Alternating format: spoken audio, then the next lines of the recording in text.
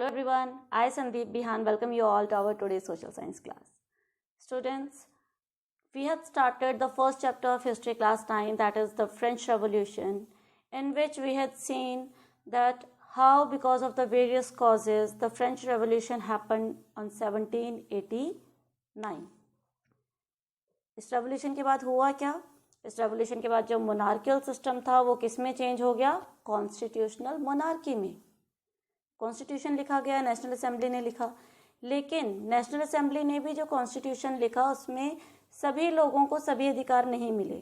Third state के जो poor people थे उनको कोई अधिकार नहीं मिले.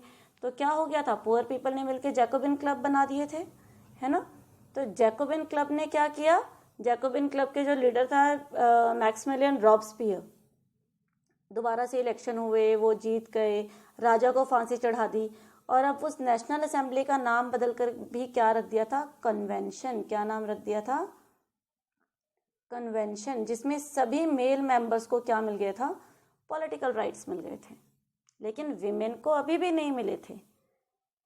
उसके बाद जब मैक्सिमिलियन रॉबस्पियर ने रूल किया, वो भी धीरे धीरे डिक्टेटर बन गया. जो उसके खिलाफ बोलता था उनको मार देना, उनको सजा देना, उनकी गर्दन कटवा देना. तो लोग उसके खिलाफ भी खड़े हो गए और उल्टा क्या किया? रॉबस्पियर को ही सजा दे दी गई. कौन सी सजा? He was also guillotine. जैसे वो लोगों को गिलोटाइन करता था, ही वॉज ऑल्सो गिलोटाइन. तो अब उसके बाद क्या हुआ? वो जो कन्वेंशन बनी थी उसमें जो लीडर था मैक्सिमिलियन रॉबस्पियर, वो भी अब मर गया था. तो अब आगे फ्रांस का क्या हुआ? अब वहां पर कौन शासन कर रहा था? That we will do in our today's class. Let's begin our today's class.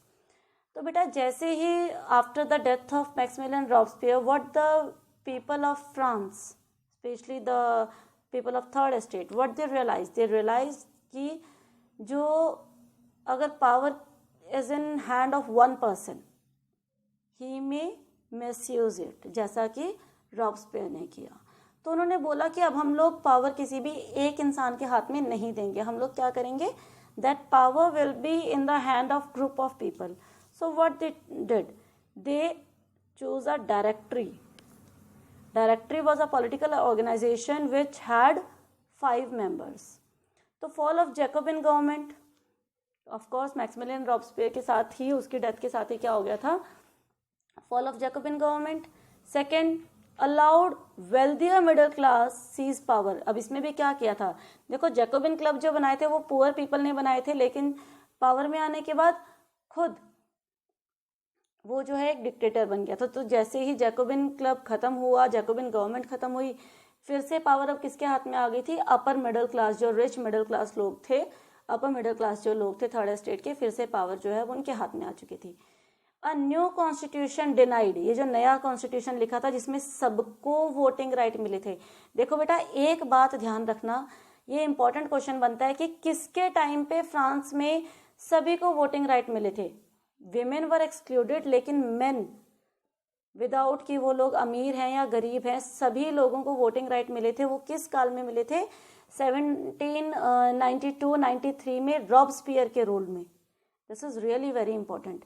तो वो जो वोटिंग राइट्स, पॉलिटिकल राइट्स जो सबको मिले थे, वो फिर से क्या कर दिए? वो फिर से खत्म कर दिए. जो नॉन प्रॉपर्टीड सेक्शन थे सोसाइटी के, अब उनको फिर से वोट करने का अधिकार नहीं था, वो उनसे छीन लिया गया.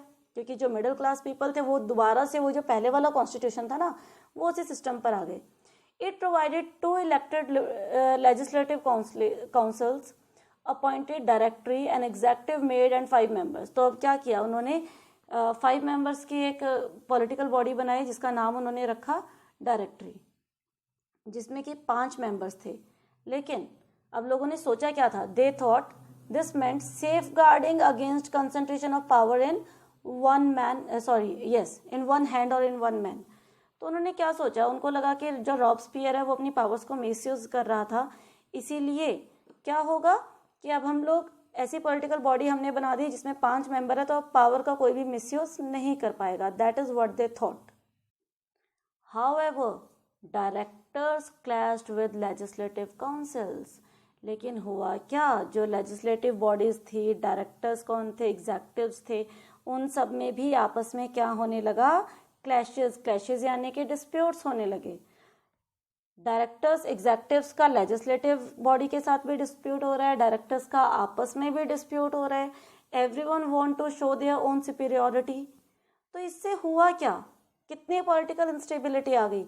अभी इस पॉलिटिकल इंस्टेबिलिटी ने किसको रास्ता दे दिया, पेव्ड होता है रास्ता देना, तो पेव्ड वे, किसको रास्ता दिया, राइज ऑफ मिलिट्री डिक्टेटर। उस समय फ्रांस की आर्मी में एक जो मिलिट्री कॉप था, ही वाज नेपोलियन बोनापार्ट। आप सबने जो है इसका नाम सुना होगा बेटा। तो पावर किसके हाथ में आ गई अब, नेपोलियन जो उसमें फ्रेंच आर्मी में था, उसने इन सब का फायदा उठाया। He was a great military cop as well as a great political leader. तो he took advantages of all these things and he brought the military dictator in France. He took over the charge of the government. Through changes, form of government, ideals of freedom, equality before law, fraternity remaining inspiring ideals, motivated political movements in France and rest of Europe during following centuries. तो क्या किया, Napoleon आया और Napoleon ने अब take over कर लिया। Napoleon ने कुछ अच्छे चेंजेस भी किए थे वहाँ पे, जिसके जो उसके गुड आइडियाज़ थे, the administrative changes that he brought, वो पूरे यूरोप में भी फैले। ओके, लेकिन अब हुआ क्या इसके बाद, इसके बाद भी इतने सारे चेंजेस होने के बाद भी जो विमेन थी, राजा भी आ गया, नेशनल असेंबली भी आ गई, कन्वेंशन भी बन गई, रॉब्सपियर भी आ गया, जैकोबिन गवर्नमेंट भी आई, जैकोबिन के बाद डायरेक्टरी भी आ गई, डायरेक्टरी के बाद नेपोलियन बोनापार्ट भी आ गया, लेकिन किसी के भी रोल में विमेन को जो है वोटिंग या पॉलिटिकल राइट्स नहीं मिले। So now the women wanted their political rights, they become active participants, they wanted to change the French society. Most women of third estate वो क्या करती थी, वर्क सेमस्ट्रेस और लॉन्ड्रेसेस। तो वो लोग क्या, सेमस्ट्रेस कौन होते हैं, जो सिलाई का काम करते हैं, टेलरिंग का काम करते हैं। तो ज़्यादातर जो विमेन थी वो किस तरीके के काम में इन्वॉल्व थी, इधर इन द स्टिचिंग वर्क और in the laundry work. Then उसके अलावा जो है डोमेस्टिक सर्वेंट, लोगों के घरों में काम करना, selling flowers, fruits, vegetables etcetera for their living. Next, most women no access education और जॉब ट्रेनिंग। मैक्सिमम जो विमेन थी basically from the third estate, उन विमेन को एजुकेशन नहीं दी जाती थी। Those women had no access to the education, and of course education नहीं है तो जॉब का तो मतलब ही नहीं उठता कि उनको कोई प्रॉपर वोकेशनल ट्रेनिंग दी जाए, ऐसा तो पॉसिबल था ही नहीं। थर्ड, ओनली डॉटर्स, सिर्फ जो एजुकेशन राइट था वो किसको था, only the daughters who belong to the rich people of the third estate और from the nobles family, though studied at convent schools, या फिर जो उस समय जो भी जो एजुकेशन सिस्टम था, ओनली जो है वो वहाँ पर शिक्षा ले सकती थी, वो वहाँ पर अपनी एजुकेशन ले सकती थी। Working women complete daily house hold course, cook, fetch water, Q up for bread and look after the children. अभी लोग जो विमेन थी उनका काम क्या था, घर के काम करना, ऑफ कोर्स घर की सारी रिस्पॉन्सिबिलिटीज फिनिश करना, और उसमें क्या था, कुकिंग, फेचिंग वाटर। पहले क्या था, घर घर तो पानी था नहीं, तो लंबी लाइन में खड़े होकर, क्यू अप लिखा हुआ है, तो लंबी लाइन में खड़े होकर वो लोग पानी लेकर आती थी। फिर खाने के लिए भी उनको लंबी लंबी लाइनें लगानी पड़ती थी, और घर पे अपने बच्चों को संभालना। This was the daily routine of the women in third state, specially the poor women from the poor societies.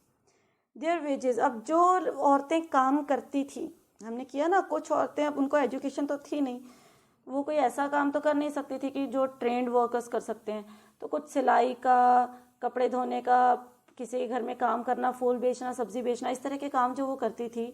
तो जो भी वो काम करती थी उनके वेजेस, या वेजेस मतलब डेली जो हम लेबर्स को पैसा देते हैं ना बेटा, उसको हम वेज बोलते हैं। जो मंथली होती है वो हमारी सैलरी होती है, लेकिन जो डेली बेसिस पर जब वो वर्कर्स और लेबर्स क्या करते हैं, वो अपना दिन का काम करते हैं, शाम को अपने पैसे लेकर चले जाते हैं, तो इनके जो वेजेस थे those were lower than men. वो किनसे, पुरुषों से, आदमियों से वो कम थे। So to discuss and voice their interest, तो विमेन ऑफकोर्स उनके साथ देखो कितना कुछ हो रहा है, इतने सारे पॉलिटिकल चेंजेस हुए, लेकिन उनके बारे में किसी ने नहीं सोचा। तो अब अपनी आवाज़ उठाने के लिए what they did, they started making political clubs and newspapers. उन्होंने भी अपने जनरल्स निकालने शुरू किए, पॉलिटिकल क्लब्स बनाने शुरू किए, जिसमें they started talking about their political and other social rights. Out of the 60 clubs of the Society of Revolutionary and Republic, women most famous. तो यहाँ पे क्या है, out of 60 clubs of the Society of Revolutionary and Republic, women were the most famous. तो सबसे ज़्यादा जो थे women का क्लब काफ़ी ज़्यादा फेमस होने लगे, पॉपुलर होने लगे. और उनकी मेन डिमांड क्या थी? Equal political rights. सबसे बड़ा मुद्दा यही था. To be elected in assembly, vote डालने का ही नहीं, इलेक्शन लड़ने का भी इनको अधिकार चाहिए था. होल्ड पॉलिटिकल ऑफिस, पॉलिटिक्स में, राजनीति में कह लो या गवर्नमेंट में कह लो, ये अपनी जगह बनाना चाहती थी. In the early years the government introduced laws improve women's life.